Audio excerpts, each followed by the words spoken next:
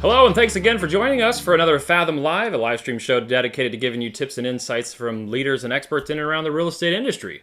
I'm your host, Jeff Sturtz, and we have Josh Harley here with us. I'm looking forward to a really good show today. Absolutely, I think it's going to be fantastic. That's just me saying it, but I really do think it's going to be great. We have a contest to follow up on from last week, a yard sign giveaway, and then just so you know right away, we are going to be giving away one of 4 prizes to all of you who comment and share here in the first 25 minutes. If you've already shared it, you're already on the list, but go ahead and comment on YouTube or Facebook as well. But so let's pick the last week's guests. Here we go. Ready? Oh, we lost our sound. Doesn't matter. Doesn't matter, right? Oh, here we go. It is happening. It is for real.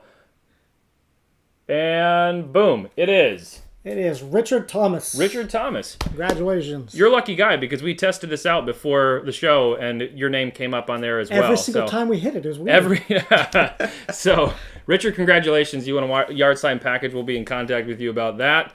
And again, comment and share for a chance to win. And if you haven't yet hit the notification bell and subscribe button on YouTube, be sure to do that. That way you are notified when we go live. If you like our page, you'll get that notification as well on Facebook. Our guest today is our very own Samantha Giuggio, so we're going to bring her on in just a moment here. But before we do that, the good people... I said, but first. But first, yes. We have to pay the bills, as they say. Our guest is... Our sponsor, you threw me off. Our sponsor is GoSocial Agent. With GoSocial Agent, they will help you with your social media presence as a realtor, real estate agent, keeping stuff on your social media feed with postings 4 times a week, agent-branded articles, buyer and seller handbooks. They'll help you set up campaigns. They'll help you set up your page to make it look all snappy and professional. So check out GoSocialAgent.com to help grow your presence online. So, yes. You said you had to pay the bills, but we've never had a single vendor pay us. I know. That's why I put it in air quotes. It was pay the bills. Yeah. All right. Then. Yeah, we haven't. Maybe you're getting paid Nobody's on the table paid. I wasn't aware of. Nobody's paid. You got to pay to play, even though... Yeah. Pay the host. If you want to pay us to be an advertiser, reach out to us, and then we never take money from vendors ever. All right. Sorry. Well, all right.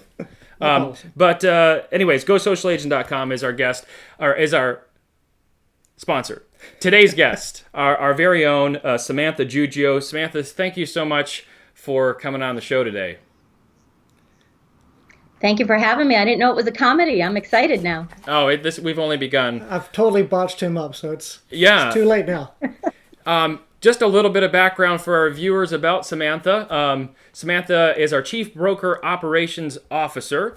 But just so you know, if you're a guest and you're a non-Fathom agent watching the show, this isn't going to be just a Fathom warm fuzzy fest here. It's going to be us talking about how to grow your business. So, but Samantha, in your career, you've held a title besides a realtor as a group leader, district director, state broker, VP of operations, senior vice president, and now Chief Broker Operations Officer.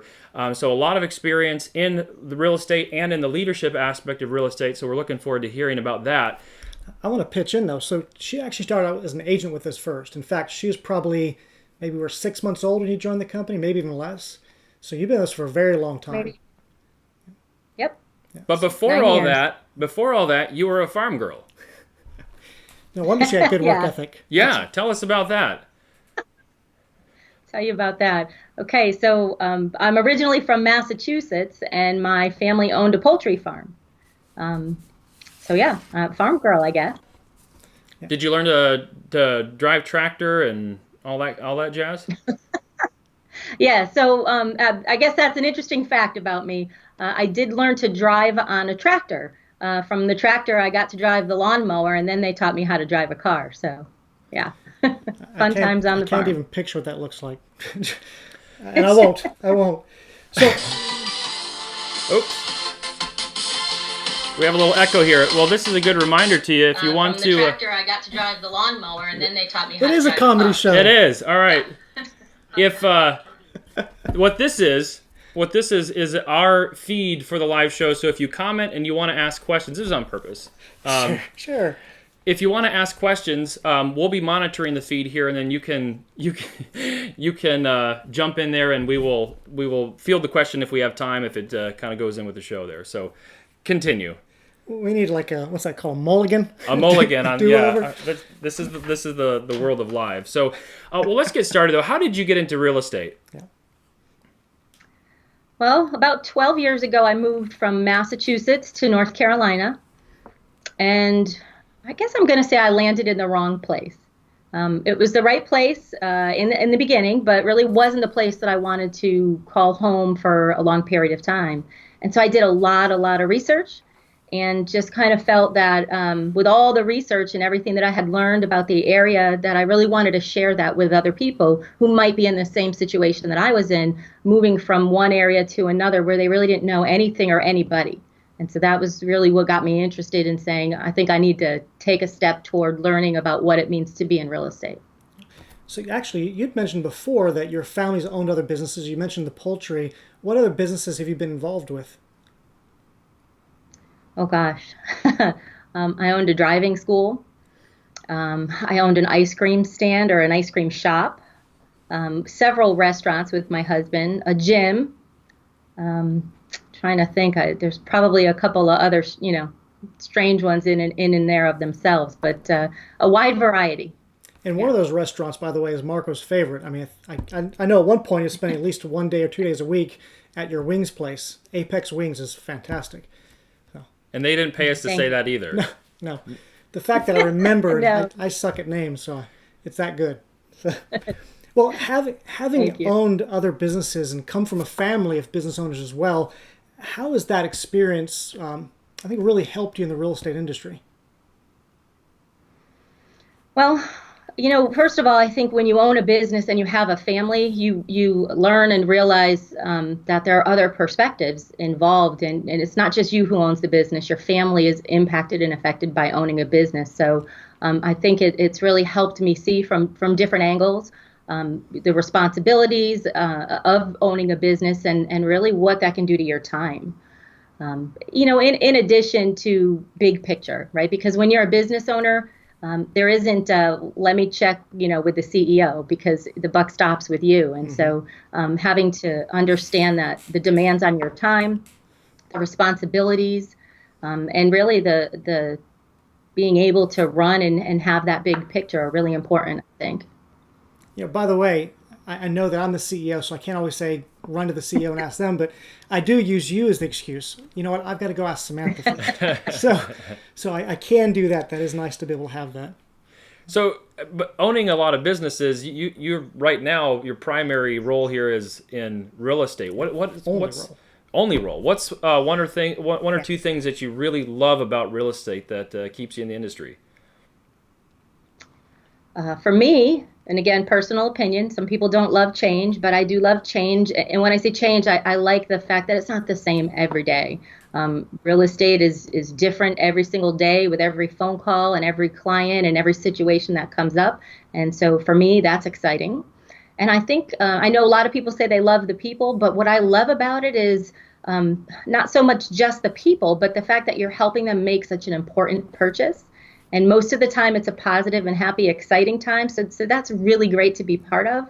And there are those times where it's not the fun or exciting time, but what happens then is I think it's a transition time or just a place for people to kind of start another path in their journey.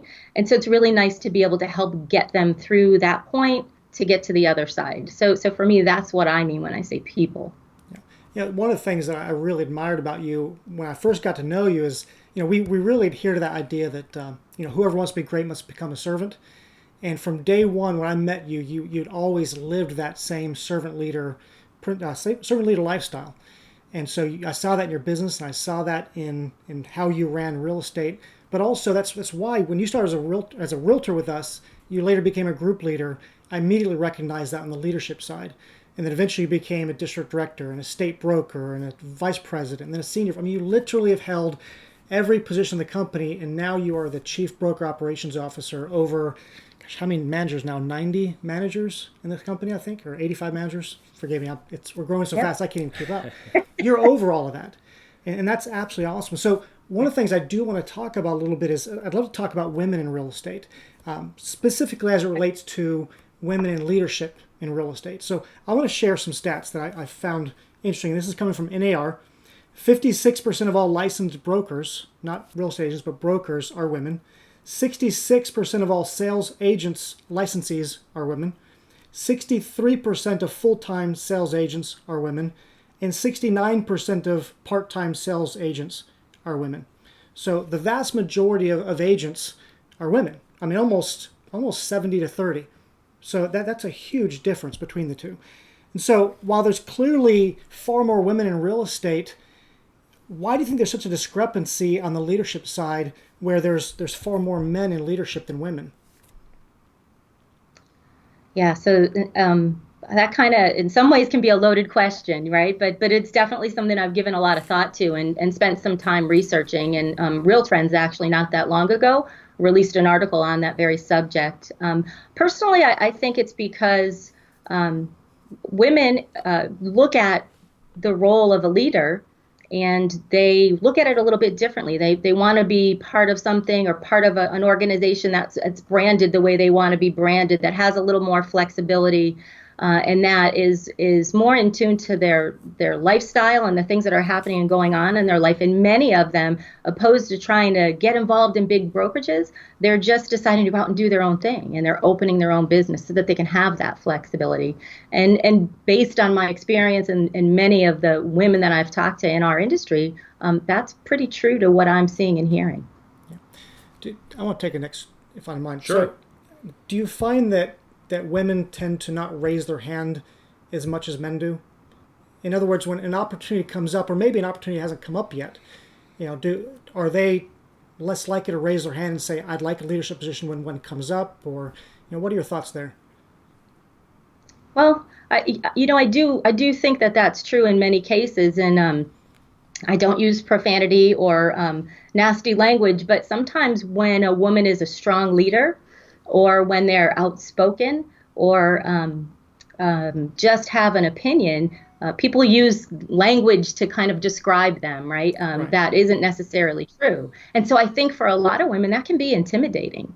And so it does kind of hold them back a little bit and saying, hey, I don't want to be viewed that way because I'm a strong leader and because I'm independent and I have some experience and an opinion here.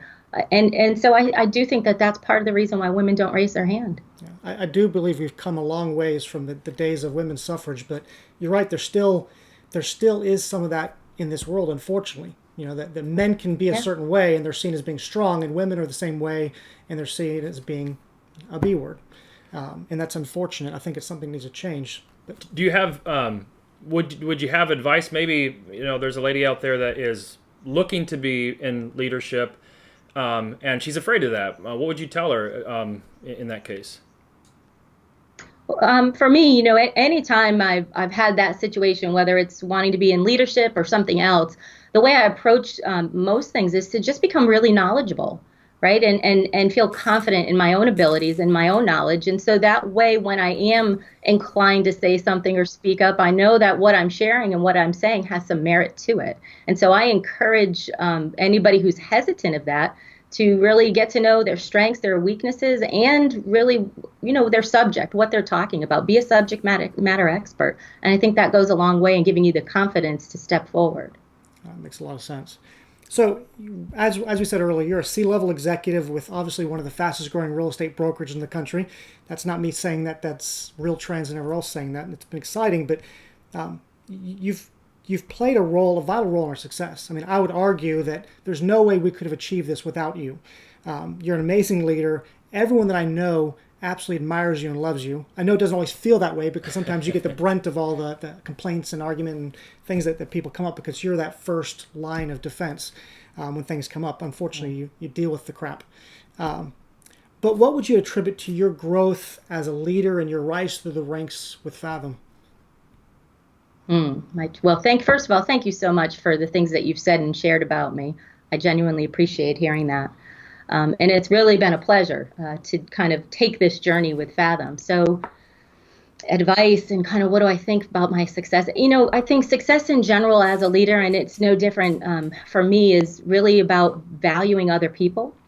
And it's very true that nobody cares what you know until they know that you care, Mm-hmm. and that goes a long way. And so for me, I think I attribute my success to, in part to that, in part to a really great work ethic. A lot of times people ask me, what do I do at Fathom? And my answer is always whatever it takes.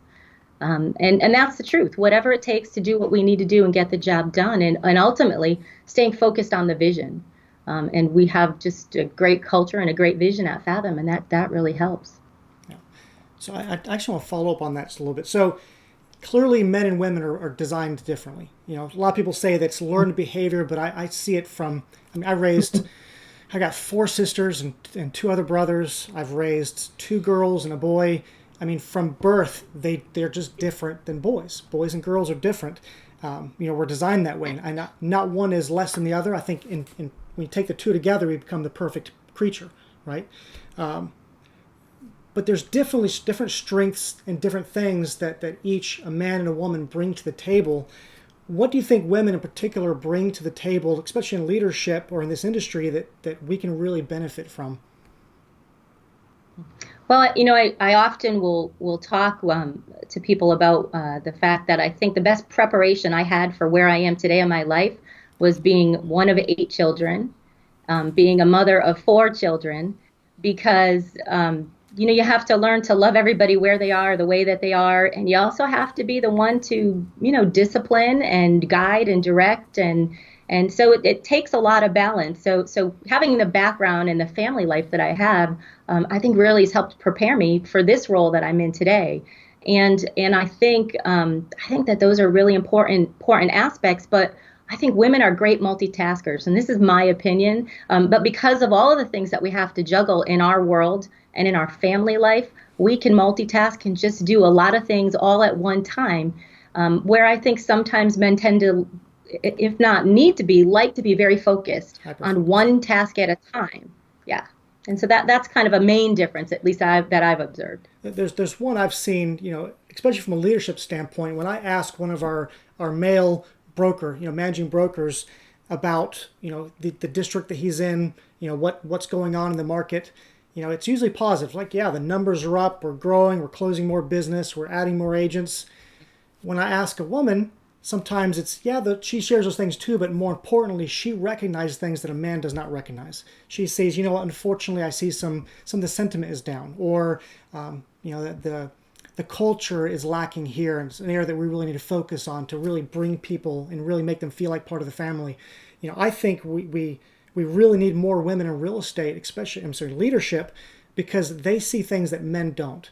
And it's so important, especially in a company that's growing as fast as our company is, to have more women to be able to identify, because ultimately we can grow like crazy, but I say this all the time, culture is going to be our saving grace. Right. Because if we grow too fast and we're not providing the support to the agents, and they don't feel like that sense of family they used to have, then they start to leave. It becomes a revolving door. Because there's really 2 reasons why agents leave. They leave because they're not getting the support they really want, or because they're going for a better deal. And I would argue that there's probably no company out there that provides a better deal than Fathom. So that means if an agent's leaving, it's either because maybe they're going to start their own company, or it's because they feel like they're not being supported, or they're just getting out of the business. And so if they're leaving because they're not being supported, it's our fault. And we really need to make sure we've got people in place that can recognize it. So that's one of the values I really, really value our women leaders, because they see something, sense something that men don't. I've got a bad habit. I like everybody. And my wife is so good at saying, you know what, be careful of that one. I can't tell you what it is, but that sense, I got a 6th sense that says that person's no good, and she's always been right. She's never been wrong to this day. She told me not to trust him, and she's been right. Yeah. So, no, thank you, though. I didn't mean to take over. I want to kind of go back to preparing for leadership. You mentioned developing a strong work ethic, really increasing your knowledge base.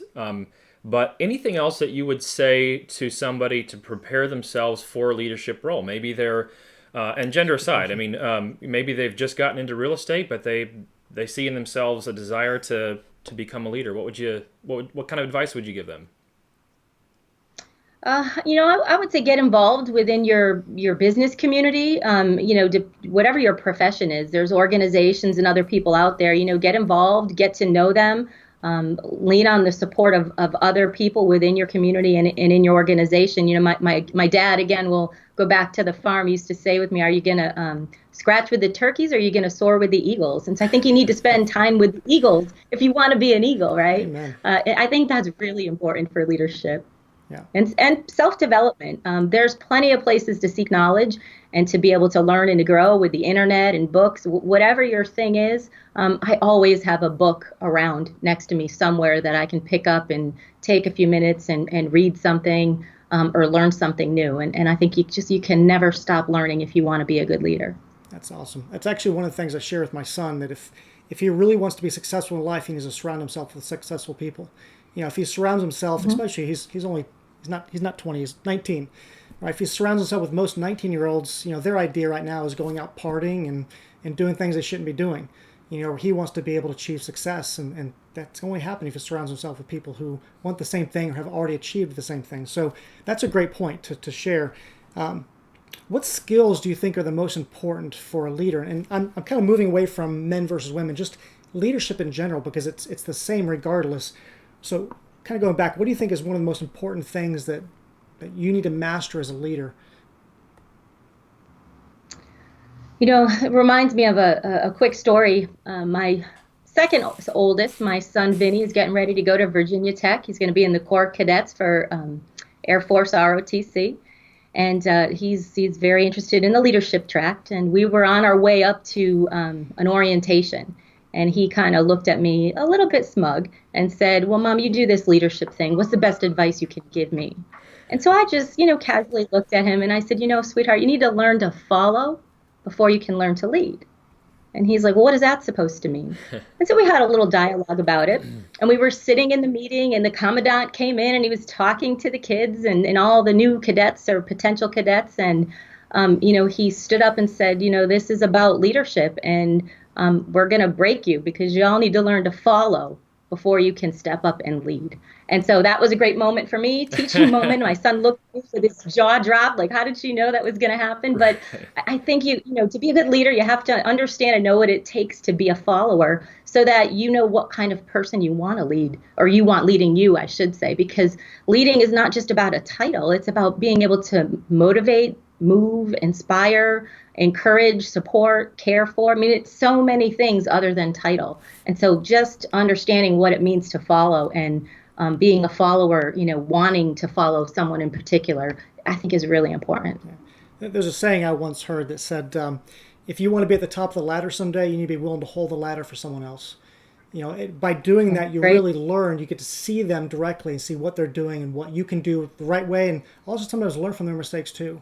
But yeah, you've got to be able to support that leader. You've got to be able to follow and really learn from that. I think that's fantastic. I know you like to read a lot, and I know you like to study leadership a lot, and I think it's a fascinating study. I've got books in my shelf here that I can think of and concepts as well that I've really benefited from. Are there leaders? Is there a particular leader or a couple leaders out there that really inspire you? And with that, maybe a second follow-up question, are there any big aha moments in your development as a leader that you would want to share? Yeah, I guess I'm kind of old school. I love John Maxwell, just his leadership style and what he teaches and the 21 Laws of Leadership. I really, really enjoy John Maxwell, so I'm a certified Maxwell mentor. And anything that he writes, I always aspire to read multiple times. So definitely John is a great leader. Industry-wise, Brian Buffini, I've been a fan of Buffini. I think he's just got a really great approach and a great system. But the thing I think I admire the most about the two of them is they really help you, understand and feel like they care. And as an example, I've met both of them at different events, and both of them, there's a line of people, they're signing books, they're getting ready to, meet everybody. And both of them put their arm on my shoulder and took a minute to look me in the eye and ask me how I was. And it was just very genuine and very heartfelt, even though there was a line of people behind me. And I really, for that moment, felt, okay, they really do care. And I just think that's an aha moment for me, because the smallest things that you can do to take the time to show people that you value them really go a long way. And it's easy in the hustle and bustle of life and the way we communicate with text and email to leave that part out. But I think it's critical. So I actually want to transition away just for a moment from leadership and to go into talking about building a lasting business, something that you've done a great job teaching. You've done really well in your own business, but unfortunately many agents live paycheck to paycheck. How have you seen agents go from that mindset of paycheck to paycheck to really building a full-fledged business? Well, I think those that have a systematic approach to how they're going to do what they want to accomplish has really been, I think, important. It's not just I'm going to get in and get some leads and sell some houses. You really have to understand that there's an investment of time and resources, and you really have got to, I think about your skill set and figure out where your weaknesses are and what are the different things that you can implement into your world that is going to help with that. And sometimes it's people, but a lot of times it's technology. And there's a lot of technology out there that can help you if time management is your issue, or if lead generation is your issue, or a variety of things. But I think it's really identifying a plan to get you from point A to point B, sticking to it, and then finding the resources that are going to help support you in the areas that you're not strong. Someone asked a question, and I don't know if you can field this right off the top of your head. Do you have any books on? Yeah, do you have any books on leadership that you would recommend? I know you recommended John Maxwell, but any other titles that come to mind? I'm going to turn my head for a minute because I'm reading one that was recommended to me by my coach. I do work with a coach, and it's called The Long Distance Leader. And I really love The Long Distance Leader right now because it talks about, being able to lead people from a distance. And again, in this technology-driven world that we're in. And so right now, I'm enjoying that one. Thank you. I appreciate you sharing that. I try to pull up my book. So I've been really naughty for the last year. As we're getting ready to take the company public, I've been really busy. But for a while there, I was reading about a book a week. I say reading. I don't want to lie. I was listening to about a book a week. I think we all know. Yeah, listening is now considered reading. Yeah, we could say that. There's one that I really thought was fantastic. I want to try to find it really quick. I'll throw out a couple while you're looking. If one that was really impactful impacting for me was the 1 Minute Manager. I think it's Kevin. Anyways, the 1 Minute Manager series. There's probably about 6 books, and these are written way back in I think the 80s and early 90s. But that was a really great series for me, and he wrote it from all different aspects, from learning how to manage a project to learning to manage people and various things as well. Any luck? Yeah. No. I got so many. I think I also enjoyed books. Leaders Eat Last. Yes. It's a good one, too. Look at it. What does that say right there? It says Leaders Eat Last. What? Yes, no, I'm just kidding. Leaders Eat Last, Simon Sinek. Oh. So Leaders Eat Last, I think, is a fantastic one. And then the other one is, where's it at? Oh, shoot. Well, let me ask you while he's looking it up. So, as far as skills, you talked about skills in leadership. What about skills in building a lasting business? Anything that you would encourage every agent to master in order to make sure their business lasts? And then we'll get to the book. Yep. Well, you definitely have to have a thick skin, right? You can't be afraid to hear no. It's not an easy business sometimes, so you definitely have to have that. I think again, I keep going back to being able to value people, but time management, valuing people, knowledge. I mean, those are all really important, I think, in a lasting business. So what was the title? Okay, it's No-Nonsense Leadership by Dave Anderson. And what I liked about it is it's simple. It wasn't all these really high level thought things that you got to really think through and understand it. They're very basic and simple things that I learned in the Marine Corps as a leader as well, and it just really drives those home. And I think it's great for anyone, whether you're in leadership or want to be in leadership. It's a great book to either remind you what a leader really is and things you really need to master, but also to take you back to the basics. And we talk about that in real estate too sometimes. Sometimes you get so wrapped up in internet lead generation, you forget the basics, the areas that really make you the best. Yeah, sometimes reading a book like that is hey, I've read this before in 2 other books, but I needed to hear it again because it's been too long, and I need to get back to that. Genevieve asked, and I thought this kind of came to mind too as well. I didn't know that you had a coach, and I think that's really interesting. Somebody who's in leadership having a coach like that. Genevieve asked, what does your coach add to your ability to be a good leader? Love to hear that. Um, he gets me talking so that I hear myself, and it helps me to kind of refocus. I always have a lot going on in my world, whether it's personal or professional, and he really does help me focus in on the priorities, what's important, weeding out all the small stuff and all of the things that really aren't a priority to get right to, okay, so this is the goal, or this is what we need to work on, and how are we going to get there? And he really helps keep me focused. That's good. I think everyone needs a coach. I don't have one. I kind of wish I did. I have no excuse. I have lots of excuses, but none of them are any good. So definitely, I would encourage anyone that's going to leadership or even in the real estate business to have a coach. I think it's really important for your business. I do want to kind of go back to leadership because I don't want to take too much more time. I know I've got you really busy right now, especially as we're preparing things and you're helping us. I think about another 20 managers that we're in the process of interviewing right now, and you're responsible for that. So I'll let you get back to that. But I do want to go back just for a second about kind of women in leadership. And I want to tell a story, something I thought of earlier. When we first moved from having one manager in Dallas-Fort Worth to now we've got 11. Gosh, I'm getting ahead of myself. We have 11 across all of Dallas-Fort Worth. But when I first put the word out to all of our agents, I said I love to promote within. Obviously, Samantha started as an agent first, and she's worked her way up. Clearly, I really prefer to promote our leadership from within the company. Well, I put the word out letting all the agents know that we're looking to hire 4 or 5 positions, leadership positions in Dallas-Fort Worth as managing brokers. When I did that, I had 13 people apply. Do you know what number, how many women applied? 2. So we had 11 men applied and only 2 applied. I sent it to all of our agents. And I know back then the majority of our agents were women.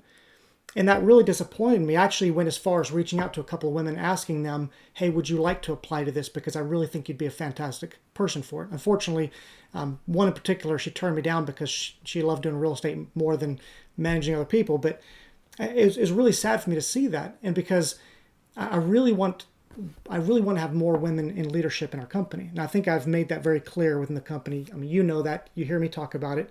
But I want to share that story because clearly there is an issue with when an opportunity arises, if you really want a position to raise your hand. I've had meetings with agents since then, and some of them said, I really wanted to apply. I just didn't feel like it was my time yet.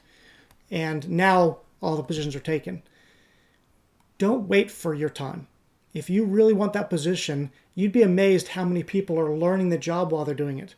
Because not one of the people we hired, I take that back, one of the people we hired had prior management experience, but none of the others did. So be sure to raise your hand. If it's something you want, even if the position's not open yet, if there's something you really feel that God's blessed you with this skill or this ability, let us know what that is. Let us know that I want to be in a leadership position someday. What do I need to learn to prepare myself for that? And just so you know that I want this role. That way, when something comes up, we can remember, oh, hey, Tammy said that she really wanted this. And so let's reach out to her and let's talk to her about that position. So I do want to encourage people to raise their hand and let us know if that's something you want. Is there anything you want to add to that, Samantha? Put you on the spot. Yeah, no problem. I appreciate that. When that time happened, I think you did the same thing here in Raleigh, and that was around the time where I think I stepped up and said, hey, I'm interested in a group leader position.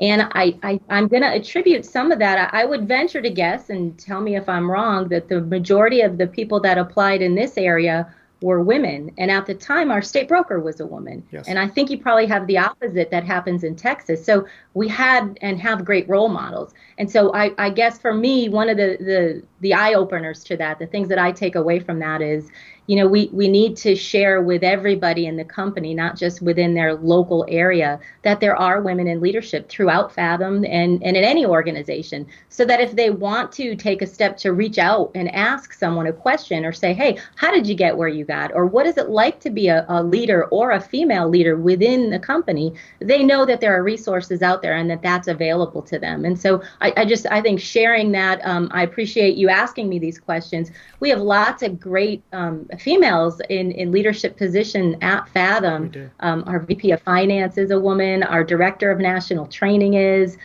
One of the best regional recruiters that we have at Fathom is. And so, I guess that's my thought, is that there are resources and people out there, and making, as a company, making that known and making that available, I think would help so that people will step up and want to be part.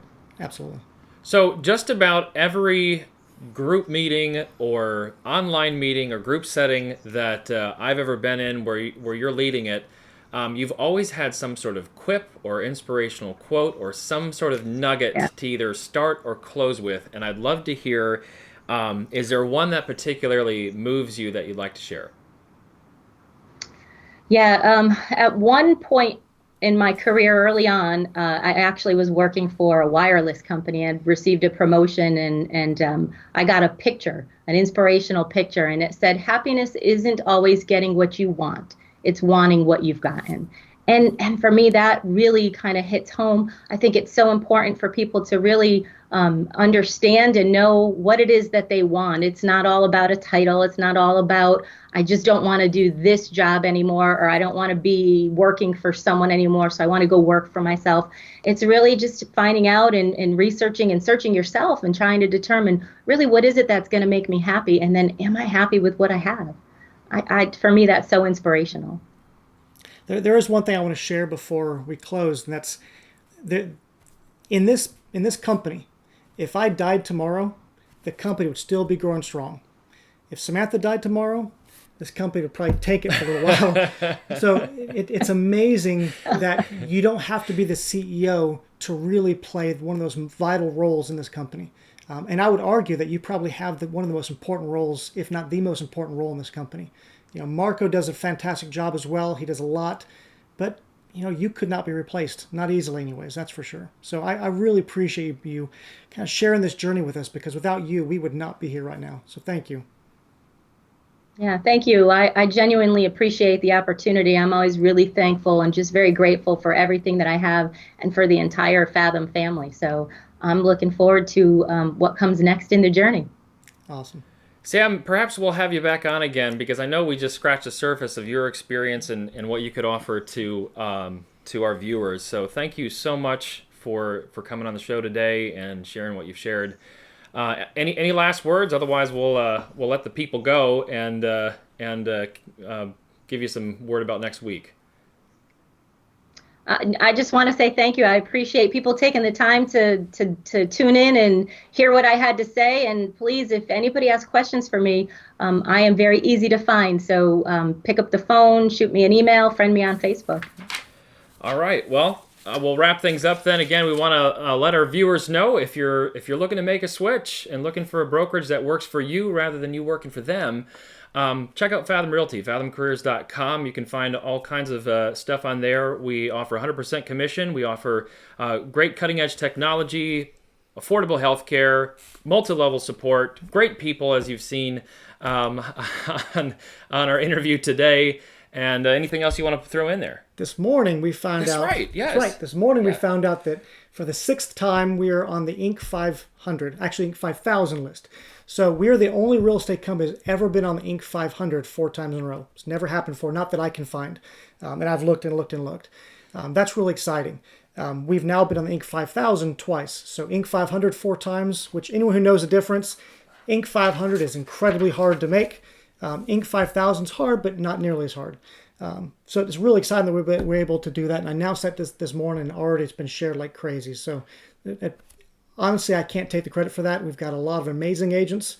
You guys share Fathom with the rest of the world that helps us grow fast. You guys are responsible for all of our transactions, all of our closings. So that Inc. 500 or that Inc. 5000 award is because of you, not because of me, not because of the leadership even. You guys are absolutely amazing. We truly appreciate all of you. There's a lot of stuff happening at Fathom, and it continues to keep happening. So check us out, learn about us, and talk to a representative. We'll answer questions that you might have. I do want to give a plug for next week. We have Richard Schaefritz on next week. He is a real estate title attorney from, he's in Atlanta, Georgia. He's been in different states where it's a title state, others where it's an attorney state, if you understand, regarding closing. He's going to be talking. He's also has experience as a loan originator, so a lot of experience. He's going to be talking about how to avoid problems at closing, ideas for connecting with past clients, as well as who are the best people and the worst people to work with, and why you don't want to be the latter. So tune in next week, 1:30 for our interview with Richard. Thanks for joining us. We'll see you next week.